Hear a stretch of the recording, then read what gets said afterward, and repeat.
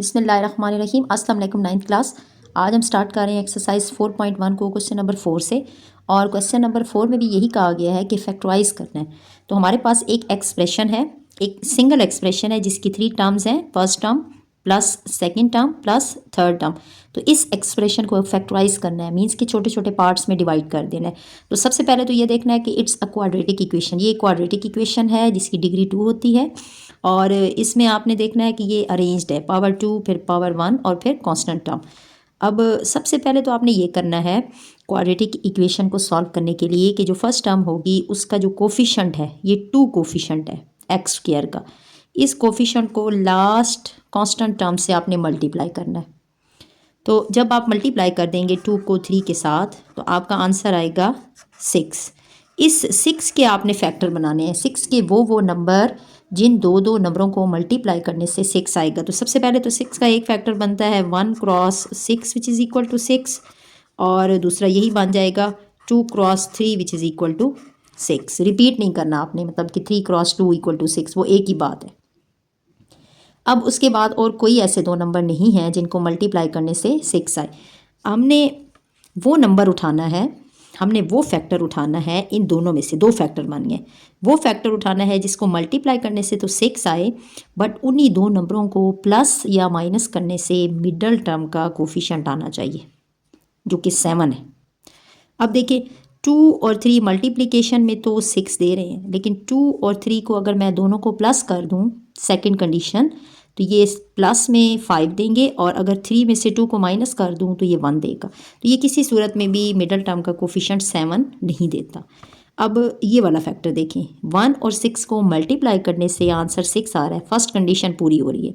Second condition ये पूरी होनी चाहिए कि इन्हीं 2 नंबरों को प्लस या माइनस करने से मिडल टर्म का कोफिशिएंट आए। तो देखिए माइनस में तो ये फुलफिल नहीं हो रही, बट प्लस में ये फुलफिल हो रही है। कैसे कि अगर इसी में मैं ये करूं कि इन दोनों को अगर मैं +1 और +6 का ऑप्शन दे दूं दोनों को, तो ये मुझे क्या आंसर देंगे, प्लस का 7। तो हमारा जो मिडल टर्म का कोफिशिएंट है वो भी प्लस का 7 है। अब हमने क्या करना है कि फर्स्ट टर्म को एज इट इज़ ही हम लिखेंगे और लास्ट टर्म को भी एज इट इज़ ही लिखेंगे, ठीक। लेकिन जो मिडल टर्म का कोफिशिएंट है 7, उसको हमने इन 2 पार्ट्स में डिवाइड कर दिया है, 1 और 6 में, जो हमने फैक्टर बनाया था। अब 7 के साथ वेरिएबल x है, तो इन्हीं 2 फैक्टर्स को, 7 को जिन 2 हिस्सों में हमने तोड़ा है उनके साथ भी हम क्या करेंगे, ये वेरिएबल लगाएंगे, 6x प्लस 1x। अब हमारा एक्सप्रेशन 3 टर्म से 4 टर्म में कन्वर्ट हो गया। अब जब 4 टर्म में कन्वर्ट हो जाएगा तो आपने 2 टर्म्स का आपस में देखना है कि इनमें क्या क्या कॉमन है। देखिए फर्स्ट 2 टर्म में एक तो 2 कॉमन है, साथ में x भी कॉमन है, ठीक। तो अब देखिए अब अंदर कितनी टर्म्स बचती हैं, 2x² का 2x कॉमन में चला गया, अंदर सिर्फ x बचेगा प्लस रिमेनिंग टर्म। अब देखिए 6x का x भी कॉमन में चला गया, 2 भी कॉमन में चला गया, तो 6 का 2 कॉमन में। तो ये चेक करने के लिए कि 6 की बकाया टर्म क्या होगी, आपने 6 को 2 पे डिवाइड करके चेक करना है। 2 3s आर 6, तो आंसर कितना आएगा 3 प्लस।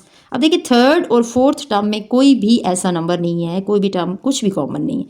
तो जब कुछ भी कॉमन नहीं होता तो कॉमन के मतलब ब्रैकेट के बाहर आपने 1 लिखना होता है और अंदर आएगा x प्लस 3। एक दफ़ा हमने कॉमन वाली टर्म्स, एक दफ़ा हमने सेम टर्म्स, अब ये जो अंदर की टर्म्स है ना ये सेम बननी चाहिए। एक दफ़ा आपने ये लिख देनी है और एक दफ़ा कॉमन वाली टर्म 2x प्लस 1। और ये इस एक्सप्रेशन का जो कि एक सिंगल एक्सप्रेशन था, इसको हमने फैक्टराइज कर दिया है 2 पार्ट्स में, जिसमें से पहला पार्ट x प्लस 3 है और सेकेंड पार्ट 2x प्लस 1 है। सेकेंड पार्ट देखें, सेकेंड पार्ट में भी हमारे पास फर्स्ट टर्म का कोफिशिएंट 2 है और लास्ट टर्म जो कांस्टेंट टर्म है वो 15 है।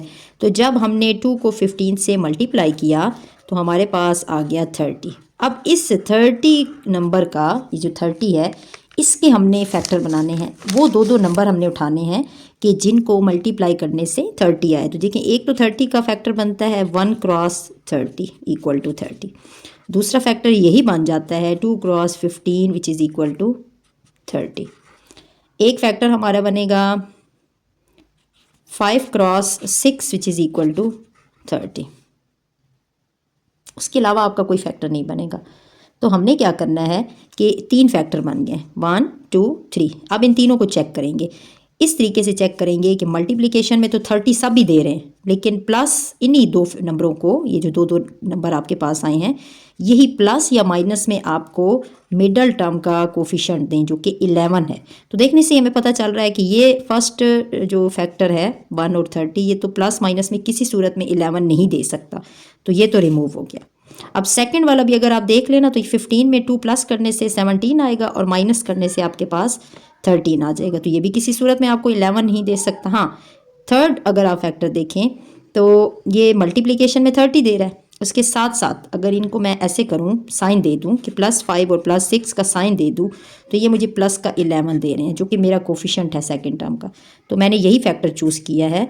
अब मैं क्या करूंगी कि अपने क्वेश्चन की तरफ आऊँगी, फर्स्ट टर्म को भी एज इट इज़ लिखूंगी और लास्ट टर्म को भी एज इट इज़ लिखूंगी, और जो मिडल टर्म है उसको मैंने 2 नंबरों में तोड़ दिया है, 5 और 6 में। चूँकि मिडल टर्म के साथ वेरिएबल है, तो जब आप उस नंबर को 2 नंबरों में तोड़ेंगे तो वेरिएबल भी उन दोनों के साथ आएगा।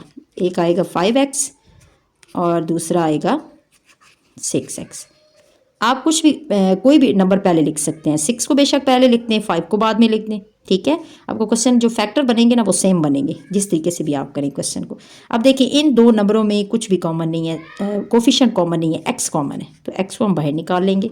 अब फर्स्ट टर्म का x बाहर चला गया तो अंदर 2x रिमेनिंग टर्म होगी, प्लस सेकेंड टर्म का x कॉमन में है, अंदर 5 बच जाएगा, प्लस थर्ड और फोर्थ टर्म में देखें, थर्ड और फोर्थ टर्म में हमारे पास 3 कॉमन है, तो 3 हम कॉमन में निकाल लेंगे। अब देखिए थर्ड टर्म का 3 कॉमन में है, तो 3 को 6 पे डिवाइड करके चेक करना है, ठीक है ना।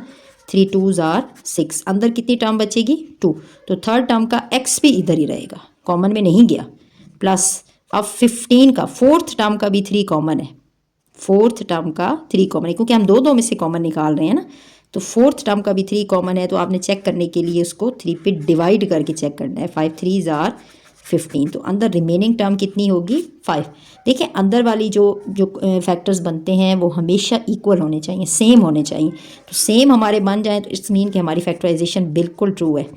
तो एक दफ़ा आपने सेम फैक्टर्स को लिख देना है और एक दफ़ा आपने कॉमन वाले x + 3 ये उठा के लिख देना है, और यही होगी इस एक्सप्रेशन की, ये जो एक्सप्रेशन था इसको फैक्टराइज किया है 2 पार्ट। तो देखिए थर्ड पार्ट में हमारे पास फर्स्ट टर्म का कोफिशिएंट 4 है और लास्ट कांस्टेंट टर्म 3 है, तो हमने 4 और 3 को जब मल्टीप्लाई किया 4 3s are 12, अब हमारा नंबर आ गया 12। तो 12 की तरफ आएंगे, 12 के वो नंबर वो फैक्टर उठाएंगे जिन दो नंबरों को मल्टीप्लाई करने से 12 आता है। तो देखिए पहला फैक्टर बनेगा 1 cross 12 which is equal to 12, दूसरा आपका बनेगा 2 cross 6 which is equal to 12, एक आपका यही फैक्टर बनेगा 3 cross 4 which is equal to 12। बस इसके अलावा आप कोई 2 नंबर नहीं हैं जिनको मल्टीप्लाई करने से 12 आए। अब देखना ये है कि क्या इनमें से कौन सा ऐसा फैक्टर है जो कि हमारी दोनों कंडीशंस को फुलफ़िल करता है। पहली कंडीशन ये है कि इनको मल्टीप्लाई करने से 12 आए, वो तो हर सूरत में ही आएगा। सेकंड कंडीशन ये है कि वो 2 नंबर उठाने हैं जिनको प्लस या माइनस करने से सेकंड टर्म का कोफिशिएंट आए +13। तो देखिए 4 और 3 मल्टीप्लिकेशन में तो ठीक है, लेकिन इनको प्लस करने से 7 आएगा, माइनस करने से 1 आएगा, ये फैक्टर तो हमने रिमूव कर दिया।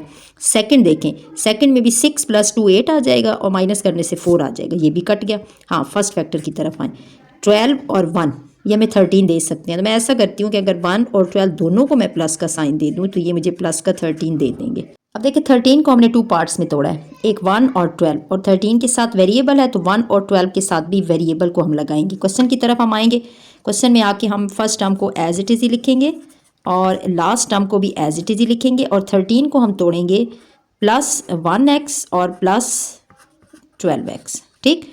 अब हमारे पास एक्सप्रेशन 3 टर्म से 4 टर्म में चला गया, तो 2 टर्म्स में से कॉमन निकालेंगे कि क्या क्या इनमें कॉमन आता है। तो पहली 2 टर्म्स में से x कॉमन आएगा, x कॉमन में चला गया, 4x का x कॉमन में है तो यहाँ पे 4x आएगा, प्लस सेकंड टर्म का x भी बाहर चला गया, ओनली 1 बच जाएगा, प्लस अब देखिए थर्ड और फोर्थ टर्म में से 3 कॉमन आ सकता है, तो 3 को 12 पे डिवाइड करके चेक करना है। 3 4s are 12 और x, और फोर्थ टर्म का 3 तो पूरा बाहर चला गया, तो अंदर कुछ भी नहीं बचेगा, 1 बच जाएगा।